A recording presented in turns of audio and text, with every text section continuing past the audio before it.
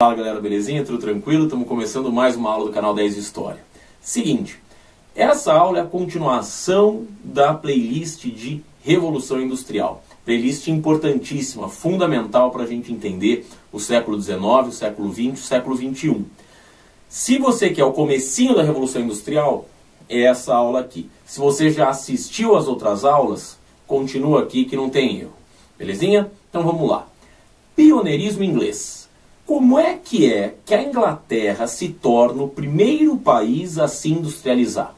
Como é que a Inglaterra faz para ser pioneira nesse processo? É isso que quer dizer pioneirismo, né? Como é que a Inglaterra faz para ser a pioneira, a primeira nesse processo? Primeiro, a gente precisa pensar que a Inglaterra tinha muito dinheiro sobrando, né? Que ela tinha capitais acumulados. Como assim capitais acumulados? Ela tinha os Estados Unidos, que era uma colônia, que fornecia matéria-prima, que fornecia navios, né? Então ela tinha, especialmente ali nos Estados Unidos, ela tem um comércio com outras regiões, por exemplo, ela já tem um permisso para fazer comércio com as próprias colônias da Espanha, ela tem uma participação no comércio na Ásia, então ela tinha um certo dinheiro, né, circulando para a Inglaterra, para lá. Por isso capitais acumulados. Agora, também não podemos nos esquecer que a Inglaterra tinha o Tratado de Methuen, por exemplo, com Portugal, que favorecia a exportação de tecido para Portugal. Lembra esse tratado de 1703? Então, o Tratado de Methuen é um tratado importante. Temos um tratado muito importante também, o Acordo de Eden-Reinval, com a França, né, que abre as portas da França para os produtos ingleses. Né? Então também é muito posterior, é lá para 1776, eu acho, por aí.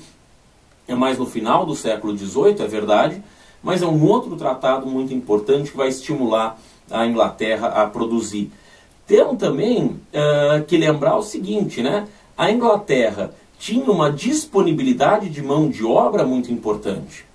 Porque a Inglaterra vem desde o século XVI, desde o governo da Elizabeth I, num processo de cercamento dos campos. Lembra do enclosure?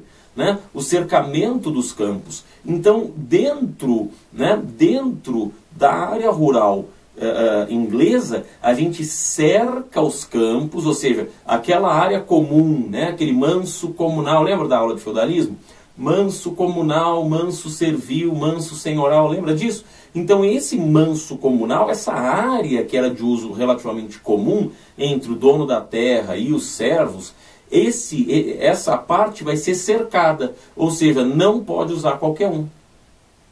Então uma boa parte da população do campo não tem mais onde trabalhar, não tem mais comida e começa a ter que deixar as fazendas. E aí se deixa a fazenda, vai morar na cidade.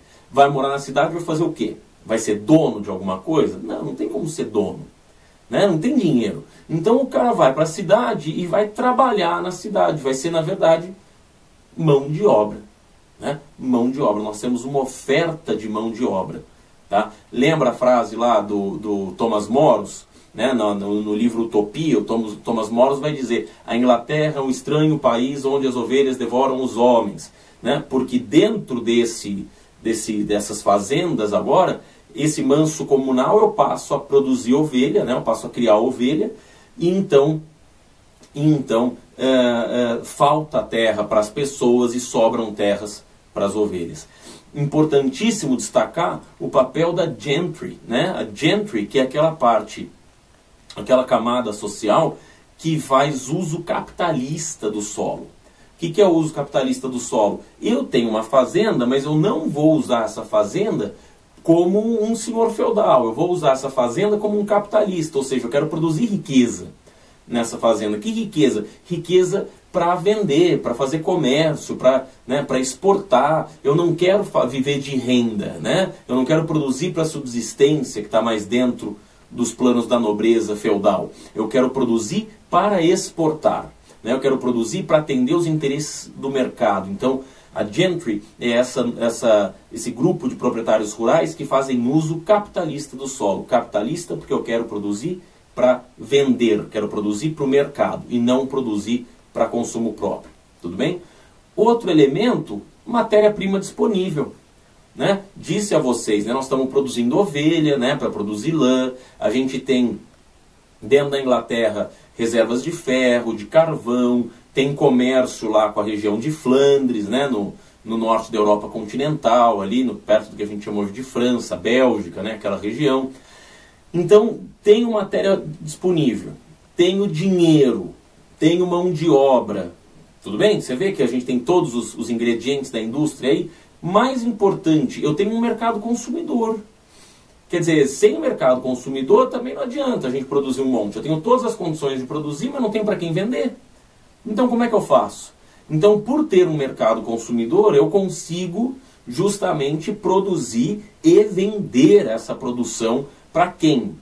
Para as colônias, né, para os Estados Unidos, de volta, né, tecido, consegue vender para dentro da Europa, porque os países europeus já têm predominantemente ou, né, uma importante presença da mão de obra assalariada, vende até para o Brasil, que não é um grande consumidor, né, porque a gente tem majoritariamente no século XVIII mão de obra escrava, mas com a vinda da família real no comecinho do século XIX, né, nós vamos começar a importar esses produtos ingleses, lembra? A partir dos tratados de 1808.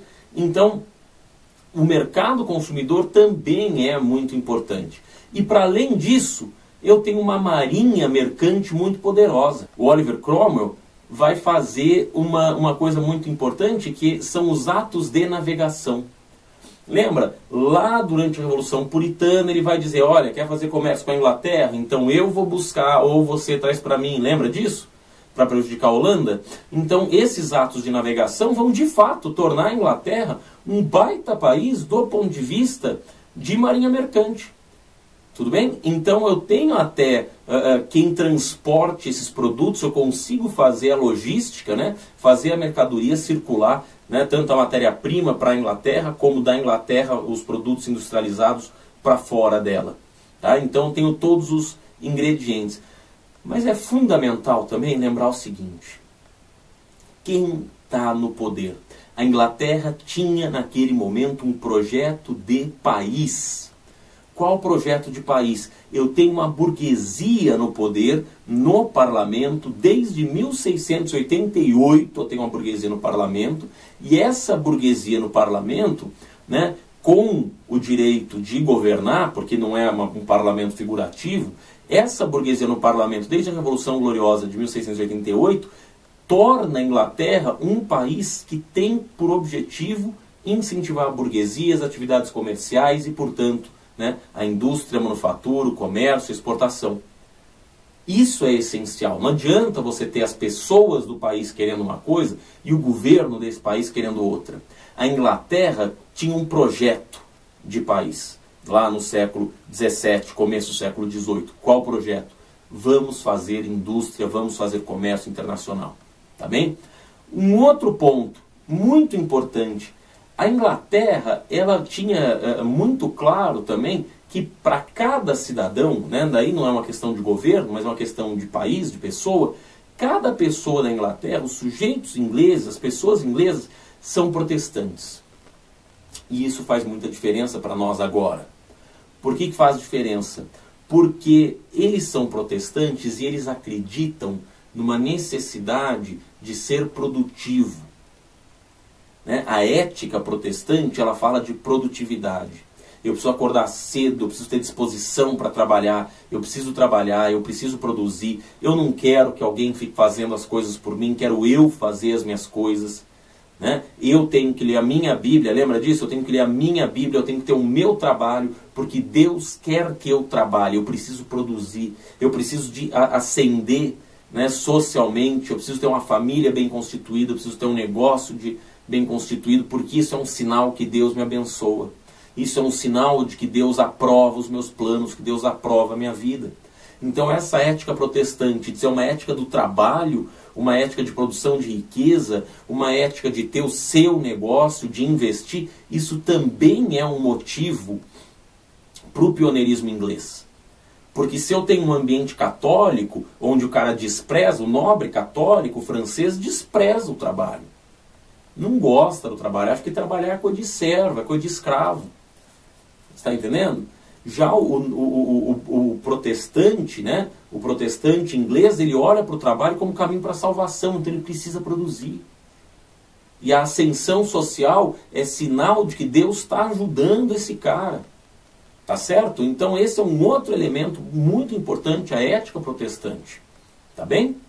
Bom, das causas do pioneirismo inglês, nós vamos ficar por aqui. Na próxima aula, né, a gente vai falar das consequências da Revolução Industrial. Quer dizer, tudo bem, eu já entendi nos outros vídeos o que mudou.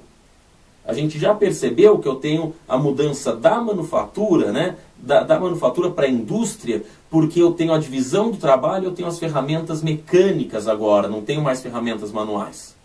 Então eu tenho uma fábrica que tem um dono, eu tenho as ferramentas mecânicas, os operários que não têm mais os meios de produção, e eu tenho a divisão do trabalho. Isso é produção industrial, isso é produção fabril.